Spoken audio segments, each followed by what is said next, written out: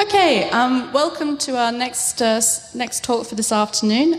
Today we have Jen Persson, who is the Director of defenddigitalme, and she'll be talking about fundamental rights and framing of our future in a talk called Come and Play, Collect Them All. Thanks very much, Jen. Thank you. Hello.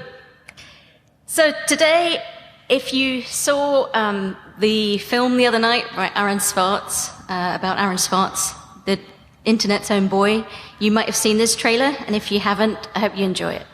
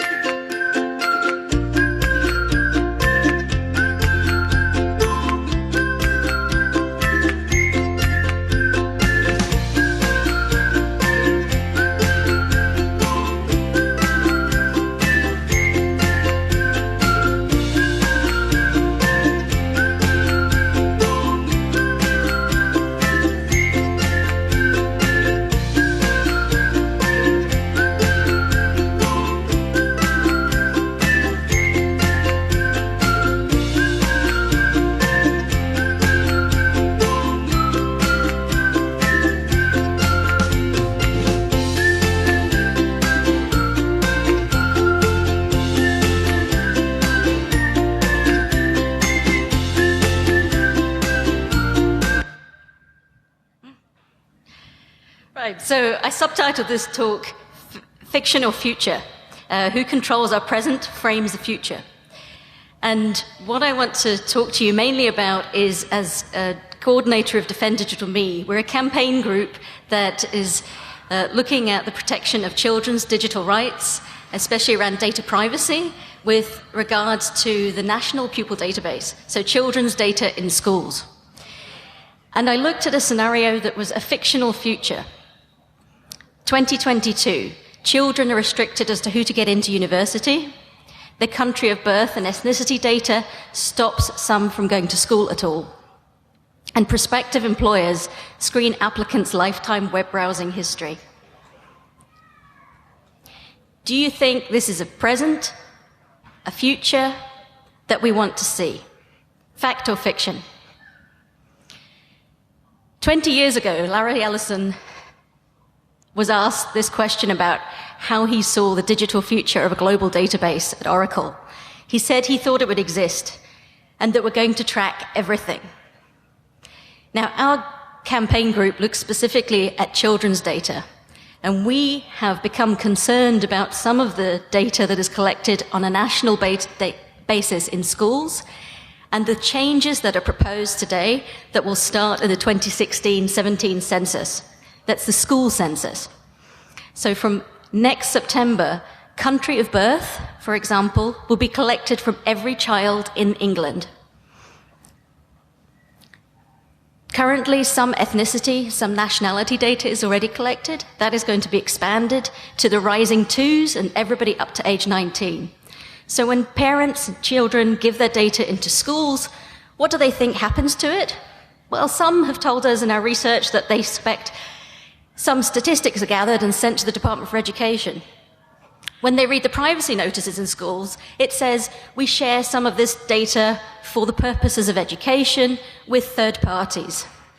No pupil or parent or school has yet told us that they understand what that means and how many third parties our pupil data is currently shared with. So, fact or fiction? This is framing our future. Who gave a comment about some cornflakes getting to the top? You might remember this one. Anyone?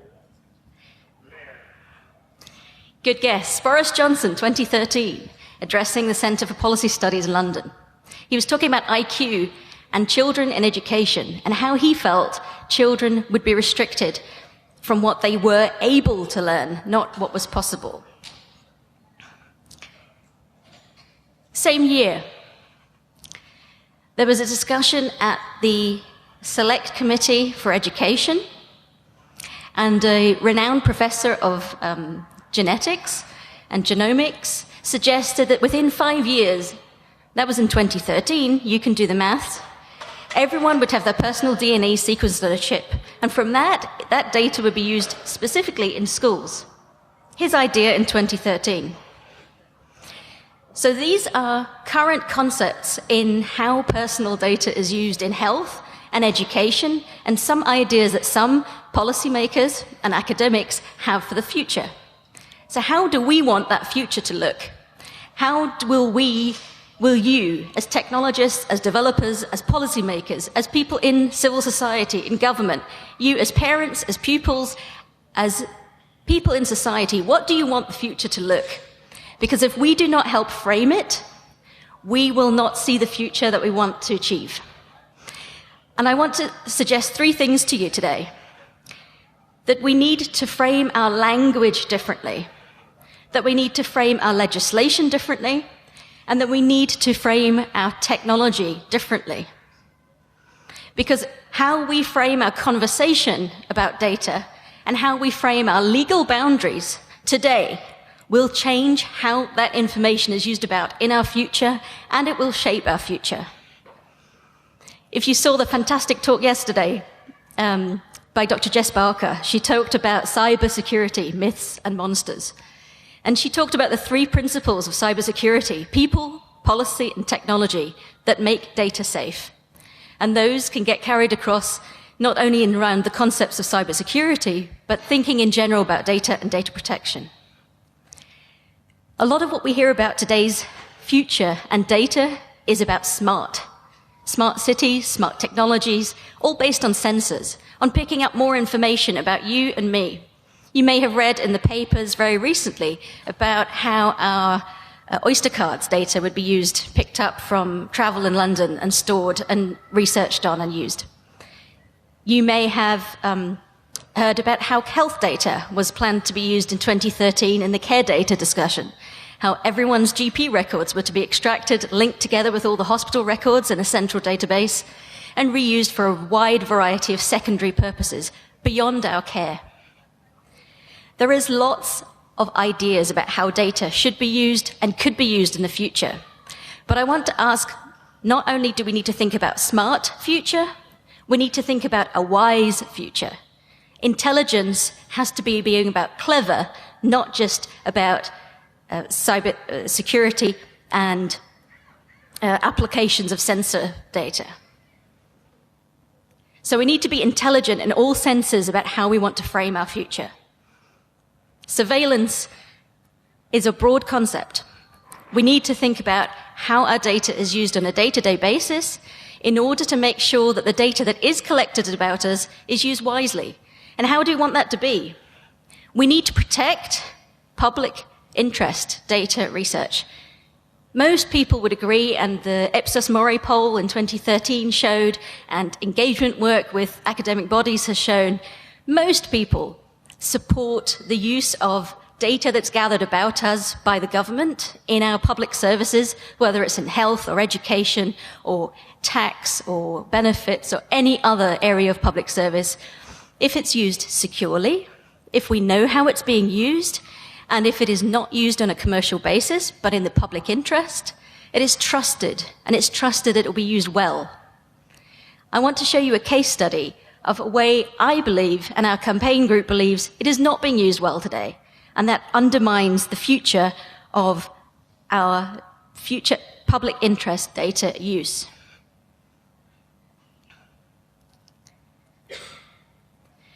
Let's start with the language.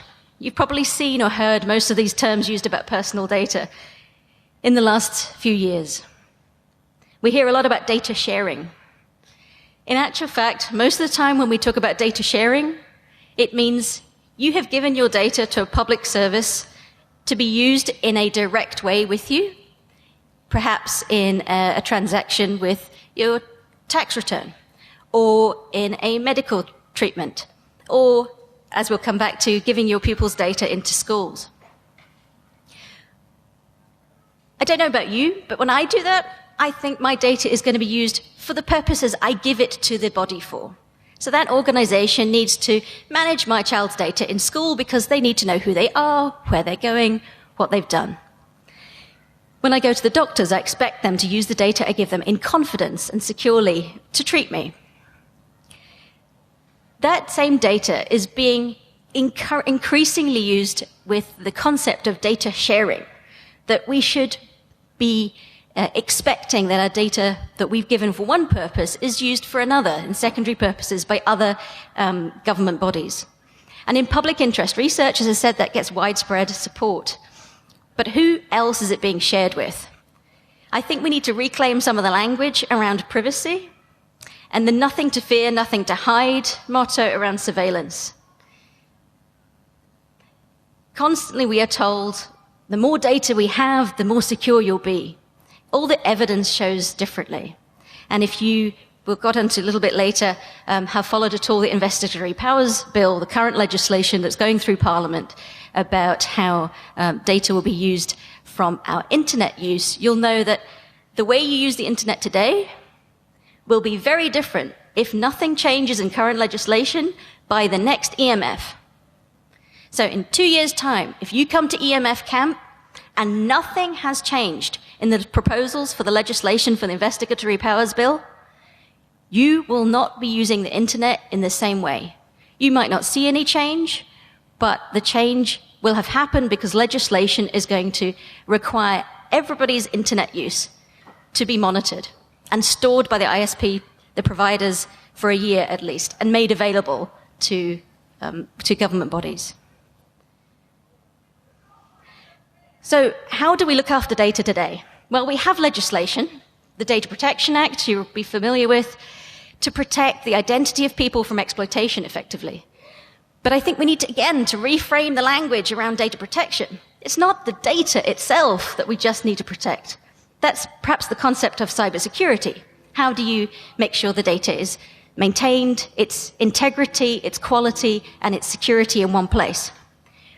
But a lot of the laws around data protection are actually to protect people. They're not about protecting the information.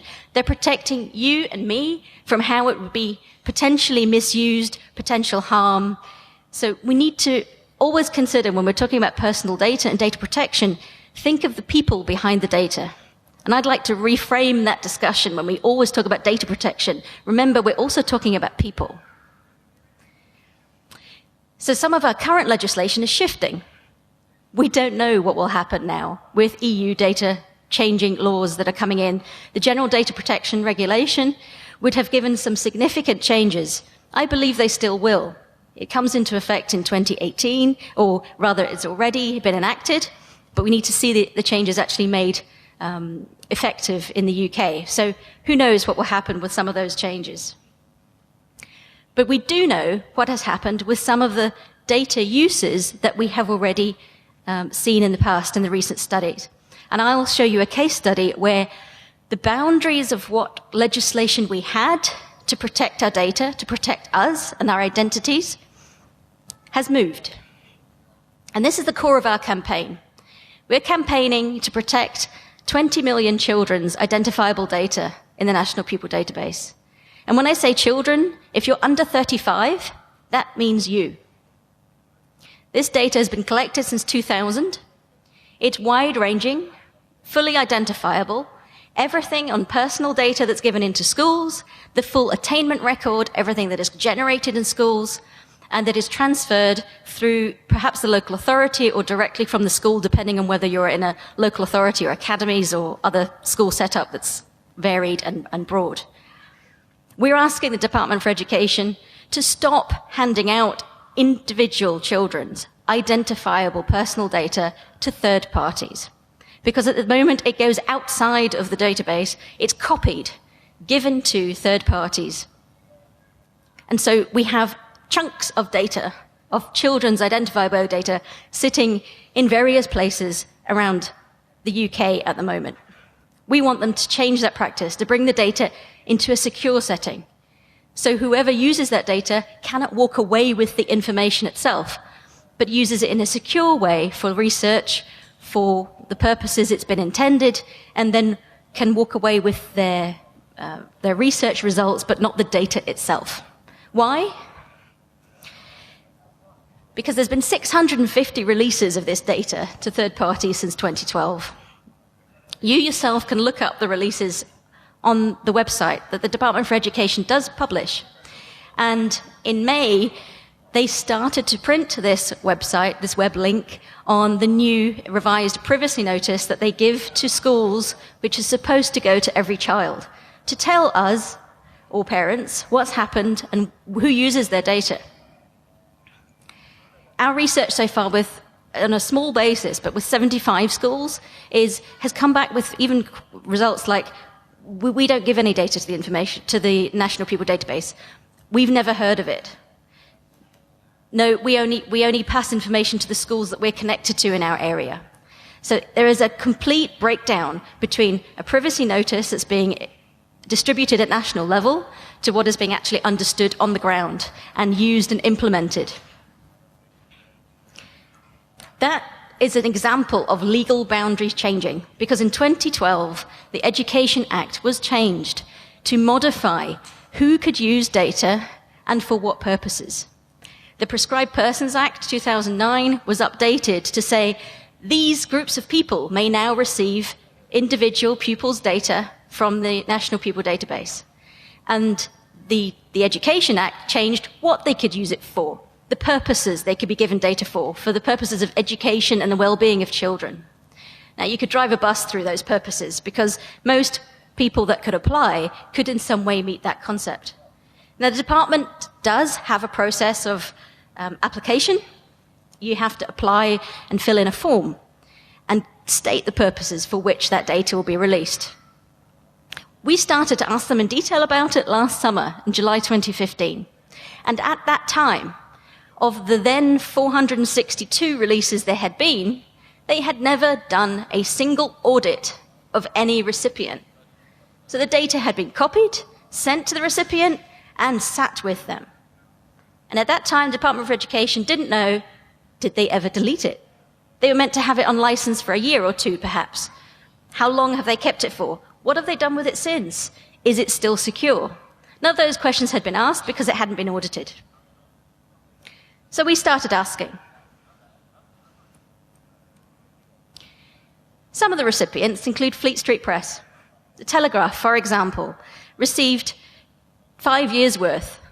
That's approximately 10 million children's data for the period of 12 months. We obtained this document through Freedom of Information. It's publicly available, and what do they know? They gave the assurance in their application letter because at first they'd asked not for Tier 2 data, which is identifying and sensitive data.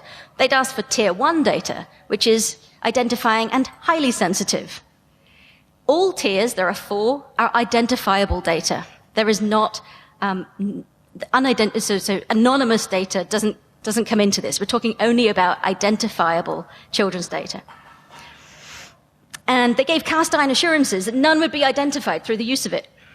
Well, none would be identified outside the Telegraph.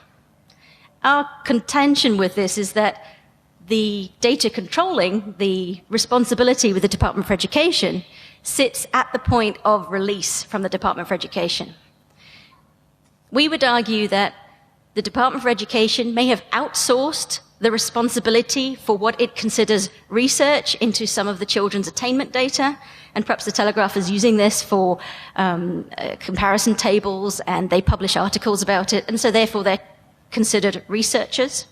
I think you and I might disagree that they weren't the same quality or bona fide people that we expect to be academic, bona fide researchers in the public interest from, say, universities. But this data was handed out to the Telegraph, and when we questioned it in July 2015, it was confirmed they had never deleted it. The department had not yet received confirmation that it had ever been deleted. So it was intended to have been there with 12 months, and at the time, it was about 2 years overdue, and nobody knew effectively what had happened to it. Now, the department argued that it's securely monitored, that they have a robust approvals process. We think it needs to be much tighter, and they need to be auditing, they need to be really questioning, are these recipients who the public expect their children's data are given to? Something else to look for the future is the education technology market is expanding at a rapid rate of knots. There's a huge amount of classroom data collected today in apps and websites, and parents and children are invariably signed up for them in schools without permission being asked at home. And I can even say from my own experience, I know children get set up with email accounts, get signed on to apps, and we can start to question there who is owning their personal data. What consent are children giving, really? And they're not in a position to be able to give that and understand the implications for companies such as this one that parents in America have had a discussion about, and I quote from, they're very concerned that the types of data that are being used is gaming children, effectively getting them to change their behavior in the classroom. And that's the intention of the app, that it's quantifiable, that they can report on it, but that actually changing children's behavior is not what technology should be used for in the classroom. And this is a group of parents who have serious concerns about the direction of education data in the US. And I know from what we see, and you will too, probably better than I do, if you're in the education field at all, that more is on the way here. So how can we reframe the future? Well, I think one of the things we can do is really to understand, if you're a policymaker, a developer, anyone who has an interest in technology and children's data, look at its application. Really try and understand how is your own or your children's data being used. And if you are in a position to do so, ask policymakers, what are they doing looking at the future landscape of legislation, particularly around the EU? We also need to consider the bigger picture of legislative changes in the UK that are potentially on the horizon. The importance of the Human Rights Act is continually undermined. I personally believe in the media, and we have heard repeatedly that there is a proposal to replace the Human Rights Act with a Bill of Rights. The Human Rights Act offers us protections in privacy along with all the other principles, the fundamental rights that apply to everyone equally. And we believe they should be protected. We need to look also at what's called the Digital Economy Bill. If you're interested in policy, I would recommend you look it up if you haven't already been familiar with it. The wording around data sharing and data linkage and de-identified data and anonymous data is all used rather interchangeably. Public interest research and statistics and improving how our national statistics are used has been conflated into this bill. There are very separate, distinct sections of this legislation. One big chunk of it is around using public services data in a very different way from today and releasing everybody's administrative data that you give in for uses by services for your direct care by a wide range of public bodies. If that concerns you, look it up. The Digital Economy Bill coming in will start to be debated in the autumn. We need to protect public interest research and the trust that the public has in good quality public interest research. To allow it to be undermined by misuse or seemingly too broad use by others is a risk I don't think that hasn't been properly adequately considered and we should be speaking up about. The Investigatory Powers Bill, if you're already aware of, again, as I said, if we see no changes in this legislation proposed, by the next EMF camp, this data, communications data, what's known as metadata, would be recorded about every use of the internet that you and I and our children have in the UK. All of these individual items, the websites visited, the billing data, the location, username and password. I'll leave you to look at some of those. If you're more interested in this aspect of how data is used in surveillance, I recommend you look at Liberty, Privacy International, org, and if you're very short of time but interested a bit, Big Brother Watch has done a one-pager fact sheet on the Investigatory Powers Bill. And I'd urge you to write to your MP, ask them a question. And if you're interested in doing that, get involved. I've left at each door, there are postcards with some recommendations and information from us on how you might do that. And also on our website, we have a guide. If you've never written to your MP, if you think it makes no difference, I urge you to change your mind and do it. Take action, because it does. Ask them a question. They do need to come back to you with an answer. Another change coming up, 5th of September, statutory safeguarding in schools requires web monitoring, which involves keylogging. That means every child's internet use will be monitored in schools from September the 5th. Something you're not aware of, please look at our website for more information. And again, if that's something that concerns you, ask your MP, are you aware of this? It's not been debated in Parliament. It's going through only under statutory guidance, which means schools are required to follow it unless they have a very good reason why not. So are there boundaries? In technology, I don't think so. The fabulous weekend we've had here shows you the possibilities. There is so much potential and possibility for technology to use data well, to use data in the right interests and for all of our benefit. We want to see the public interest research continued and make the future better. But when we do it, we can reframe that. You and I, in our involvement with it, can design the future differently. If you're involved in app development, think about privacy and a really clear, understandable, accessible privacy policy that doesn't just look about protecting you and what happens if you use people's data, but explains to them clearly how their data will be used and not on 15 pages of small print. Think about your language, come back to those words and think, what do these data concepts really mean?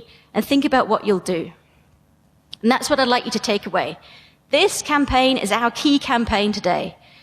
About the National Pupil Database, we're concerned about its use. We'd ask you to consider getting involved. Think about this country of birth collection that's coming up. Ask your schools if you haven't already heard about it. Send us your privacy policies or the collection letters that have been sent out to you. Send us examples. Spread the word to your friends and family. If you're on social media, ask about it. Get the discussion going. If it's web monitoring, again, look on our website for more information. Please consider getting involved. Thank you.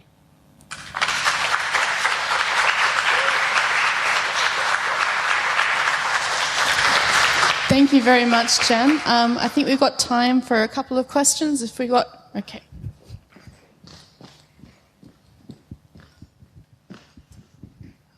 Two questions. First of all, have you done any requests on subject access requests for any of the data to see what kind of data is held for different years? And secondly, what kind of, do you know if they've had any refusals for data? How many people are applying compared to how many people are getting the data? Two great questions, which I'll answer separately. So I can answer from my own experience. Subject access request has been refused 3 times. The Information Commissioner's Office has upheld and yet suggested that to the Department for Education it would be good practice if they were to release to parents who make their own subject access request. That is, you can ask the department or any public body who holds information about you to release the information, a copy of the information about yourself. So I did this for my own children, and it's been refused on the basis that it's given an exemption under the research uses, Section 33, if that is detailed for you. But we're discussing that with them at the moment with them. And the second question is refusals. One request that was refused was from the Ministry of Defence, where they put in request to target certain levels of achieving children in certain schools to be able to target them for recruitment. That was refused. And another that was refused was, again, targeting children for universities who wanted to go effectively and market their universities to particular schools. So it does look that there have been, but as of 2014, there had been 9 refusals over the last 2 years. Hi, great talk, thanks. 2 brief questions. Firstly, whatever you think about DRM-type technologies, that there are technical means of restricting people's access to data once you release it to them. So I'm wondering what your opinion is on whether any technical measures are in place to restrict people's usage of released data. And if not, why not? And the second question is more philosophical. I understand why you campaign on this thing. It's an important issue, but do you feel in general that government surveillance or corporate surveillance is a bigger problem? 2 good questions. I think I'll start with the second first. I think we have various issues in commercial use of data and public data use, which are different but are linked. We often see data that is public data being piggybacked effectively by commercial companies getting access to it. But we also see a lot of commercial companies who collect an awful lot of information about us that we don't see how it is used behind the scenes. And to come, I guess, to a core issue that joins them both is, what do people understand? What happens to the data once they give it to anybody? Is it a commercial company? Is it public organization? And we are, I think, badly let down by privacy policies that seemingly give consent, but in fact don't show us how third parties get data and then pass it on to others, reuse it, connect it with other privacy policies that become unintelligible. And I think there is a big scope for improving, especially for children, how privacy policies are communicated. And I think it should be a really significant issue that should improve both commercial and public data use. And to come to the second, your understanding of DRM is, I'm sure, superior to mine. The only technical restrictions I know of, I haven't yet actually put in a Freedom of Information request around the very specifics. The license that users have to sign, and you saw an extract from in the presentation, will give them certain criteria that they need to follow once they receive the data. And that includes how they can use it on their console or how they use it in their location. A big problem with that is actually trusting that is maintained, and if you don't audit, how do we know it's being upheld? So we can have all the technological restrictions, I guess, in place that we want, but as we've seen in some of the talks this week, human error is generally the biggest problem we've got of data leakage, and we can't always restrict that. But it's something we are working on with the Department for Education and hoping that they're going to change some of their technological access using APIs and other things, and how they can get into data and share it more safely and yet make it more secure. Okay, well, thank you very much, Jen, and please join me in thanking her for a great talk.